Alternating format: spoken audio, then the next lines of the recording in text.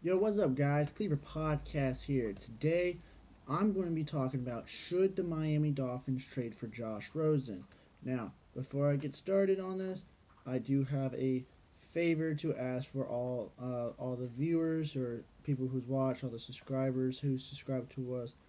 We are looking into buying equipment to make these videos more suitable for you guys, more entertaining. Do some editing.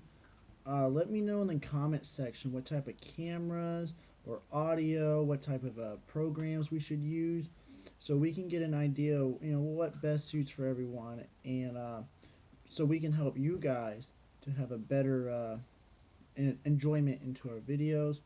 I will appreciate me and Mike to see where we should narrow it down to and what we should get. So I appreciate any feedback you guys give to us on equipment and what we should go after. I don't care about price right now. I just care about the quality. I know that I'm going to get a couple of advice on what to get and what not to get. So we'll do some more research on that. But yeah, just let us know what type of cameras and audio and software editing we should at least look up. So appreciate any feedback you guys give us. Now, going back into should the Dolphins trade for Josh Rosen? If you guys are like, well, why should we trade for Josh Rosen? Well, here is Kingsbury, the new head coach of the Cardinals, openly admits that if Kyler Murray declares for the draft, he will draft Murray first overall and trade Josh Rosen. Miami Dolphins last year, we may have never known what if possibilities, but Josh Rosen, we could have drafted Josh Rosen if the Cardinals never jumped up above us and snapped him, and we got Minka Fitzpatrick. But we do have the possibility now to go after and get him. He is a young quarterback. He has a year in experience. It's not the greatest year he's had. Granted, whatever happened to the Arizona Cardinals season, they were worse in the league. They had bad offense. They had a bad coach. Just everything was bad about them. But I'm going to dive into some stats, kind of why we should go after him. So Josh Rosen played in 14 games. He started 13 of them. He had a 52.2% completion rating with 2,278 yards. 2,278 yards, my bad. 11 touchdowns and 14 interceptions with 23 rushes for 138 yards.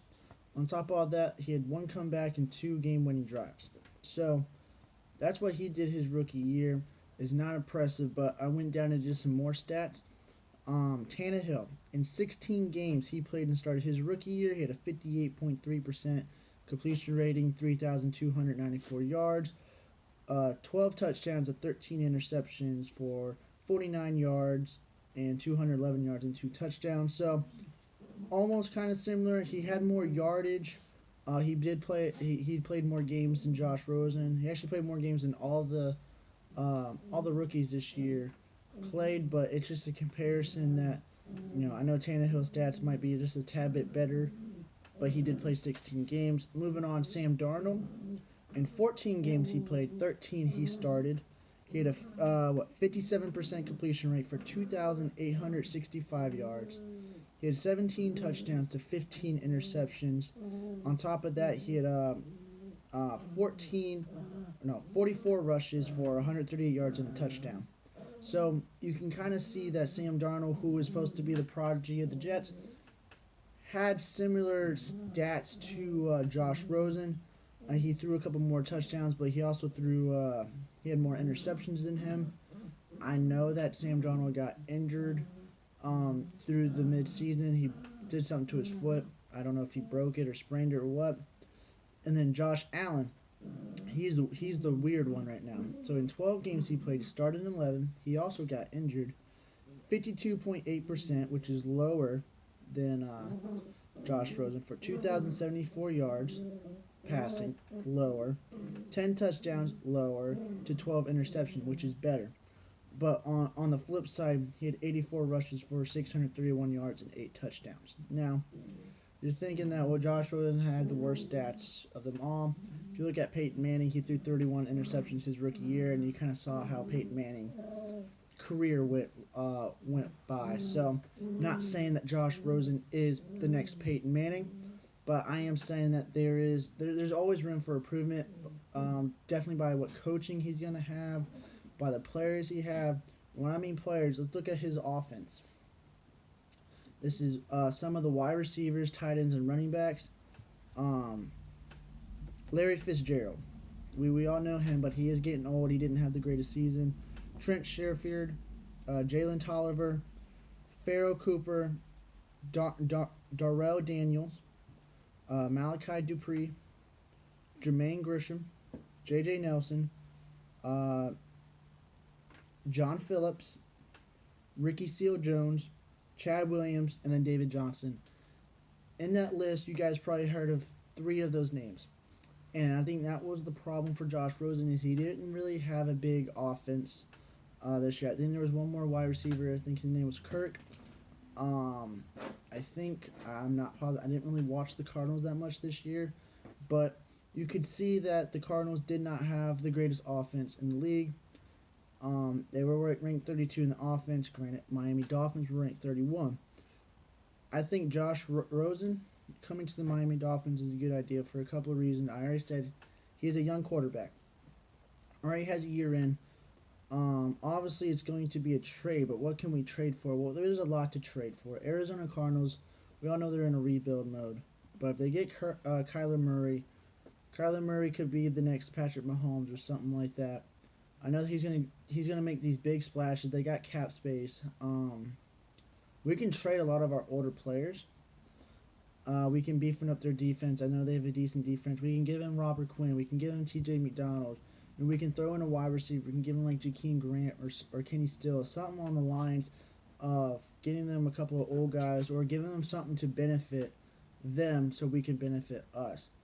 Josh Rosen would definitely take over the starting job of Ryan Tannehill.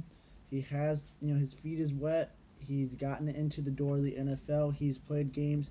He played against a very competitive division in the NFC West. He had to play the Rams twice. He played the Seahawks, the 49ers. They played a couple. He beat Aaron Rodgers. So he's played against some really good quarterbacks and some good defenses. So the only thing that's iffy is we don't know who our head coach is going to be. We don't know if it's going to be offensive mind, defensive mind, special teams mind. So that's something we need to keep a close eye on. But Josh Rosen he's on a rookie contract, so he's not that expensive. Granted, he is on a quarterback rookie contract, which is a little bit more than usual. But I think this is a risk that Miami should take instead of waiting on and keeping Tannehill for another year. Obviously, unless we're going to trade up in the draft, which we're going to be trading a lot more than we would for Josh Rosen, we can give less away for Josh Rosen than drafting someone who's just a tad bit year younger than him, maybe more qualified with skill, but Josh Rosen's going to improve on those skills. I remember last year a lot of the Miami Dolphins wanted Josh Rosen. This is our chance to get Josh Rosen. I did enjoy and liked Josh Rosen, and I think we should still take this opportunity to go and out him or get him. So let me know in the comments if Miami should go after Josh Rosen. Let me know who we should go after quarterback-wise, whether it's free agency, trade, or the draft. And like I said, let me know in the comments. Thank you for watching my video. Hope you guys have a great day, and don't forget to like the video and subscribe. Hope you have a great day.